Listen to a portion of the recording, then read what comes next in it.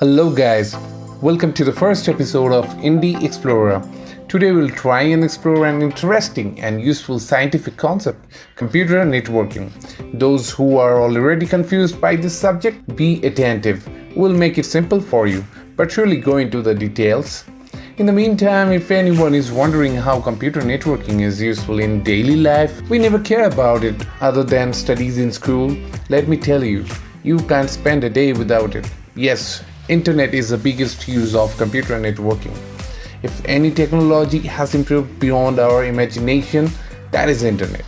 Email, chatting, file sharing, navigation, everything that we need in our daily life is part of Internet only.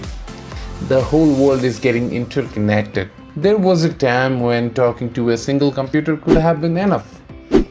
Then people thought of a computer system in which all computers can talk to each other and introduced the concept of computer network. In early 60s, US military radar system called SAGE first applied the concept of networking. Then in 1969, the ARPANET were connected using 50 kbps circuits between the University of California at Los Angeles, at Santa Barbara, Stanford, and the University of Utah. This theoretical work on networking remains critical to the operation of modern Internet. In 70s and 80s, several other US and Russian organizations tried to improve and implement the networking concepts. Came into picture the rigorous concept of LAN, WAN, and their underlying protocols like TCP/IP, Ethernet, and finally came into picture Internet. So let's start with different networking configurations. Say, for example, A and B work in a same office. Both of them communicate with each other and share one printer and 3 other computers as the resources. Together, they should deploy a single networking scheme. This network can be efficiently handled by a device called switch. It manages all data traffic between different devices.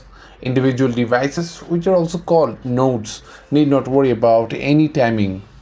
Such a communication system is named LAN, that is Local Area Network. So we learned here, a LAN network requires only a switch as central device. Now consider A and B belong from different offices. They don't share common resources. However, sometimes they like to talk to each other. In such a scenario, 2 different networks are set up in the 2 offices. So communication between A and B becomes internetwork. This internetworking comes under the class Wide Area Network or WAN. 2 LANs are connected using routers for WAN communication. A router, however, works as a switch as well and handles LAN communications. So let's see how a router is different from a switch externally. This is a picture of a switch. We can clearly see all the LAN ports placed together, and this is our router. It has LAN ports, but if you observe closely, it has a similar looking port placed a little separately. This is a WAN port. So this port is used to connect to routers, while the LAN port is used for switching operations within the network. To understand the internal differences, let's go a little deeper. The physical end of every device must have some form of network interface card. What you are seeing on the screen is a NIC for desktop computer. So starting from the application end of your device, data is first encrypted, then segmented into small pieces with marking for sending in packets. Each packet is then provided with the destination address before sending into network using the network card. This is similar to sending post where we need our residential address. At the receiver end, data is collected removing address header. All packets are integrated as per the sequence, then decrypted for display on application interface. But the most important part remains the addressing scheme. For computer network, there are a few identifiers used for systematic addressing: IP address, subnet mask, and default gateway address. Most of us have seen these identifiers either in our PC or mobile or other LAN compatible devices. For internet setup, there is another identifier, DNS server, but we will not talk about DNS here. That will be discussed in a dedicated video on internet. Now coming back to IP address. In literal sense, the IP address is your device's address in the network.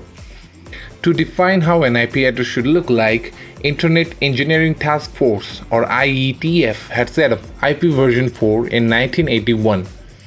This addressing scheme has 4 octets, that is 32-bit. Total possible number of address is about 4.3 billion.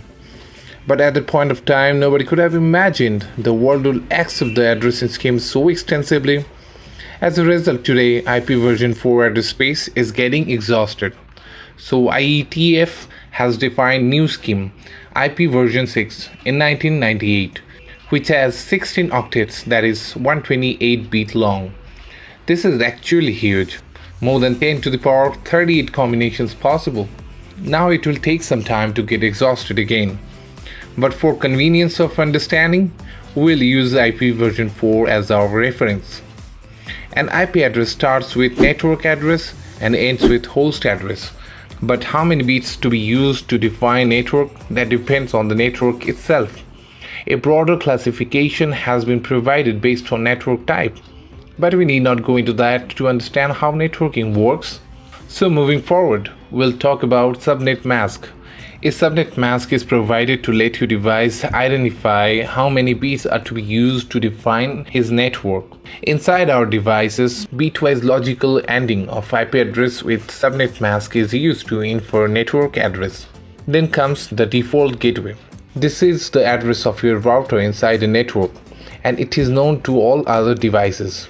Let's check out some example for better clarity. Here we have performed the AND operation, showing the binary values of the given IP and subnet mask. Subnet is always continuous stream of ones, no zeros allowed in between. You can try and check applying different subnet mask values in your own device. In the above example, 22 bits are used to define network, and you can see that is decided by your subnet mask value. So this network can accommodate 1024 devices, including your gateway device.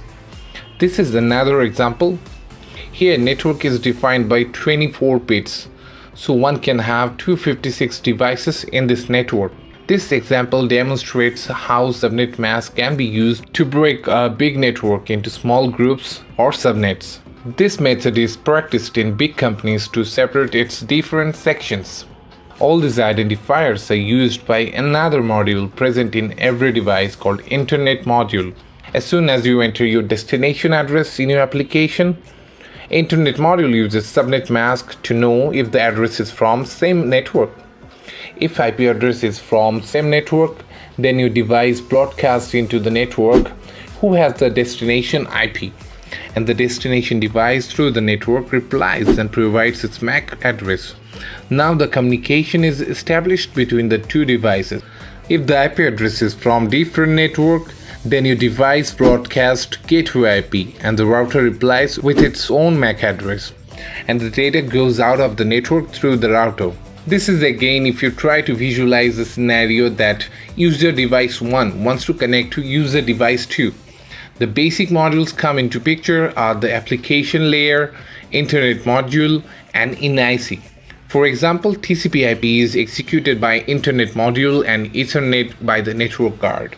Data from the applications go to the Internet module, and from there through the network card to network card of the default gateway, which directly switches data to the device 2. If the data is not intended for device 2, rather for some device outside the network, default gateway network card accepts the data and forwards to Internet module. Here data is repackaged and through the WAN port sent into Internet. So to summarize, we have seen so far how networking started in 60s and 70s. We got a picture of basic networking schemes, LAN and WAN. We've learned network addressing schemes including IP address and subnet mask, how router and switches contribute in the network. This video tries to clarify how data moves inside and outside the network to set up communication. We did not go into precise details of data packets, so we have skipped many important steps as different type of network topology, different IP address classifications. We never tried to see network layers as scientifically described by OSI model. Also, we have not discussed how internet actually works, like where you put destination address or how. or how we watch online movies or send emails or chat on WhatsApp. This will be subject of another video. We hope to see you there. Till then, thanks for watching and goodbye.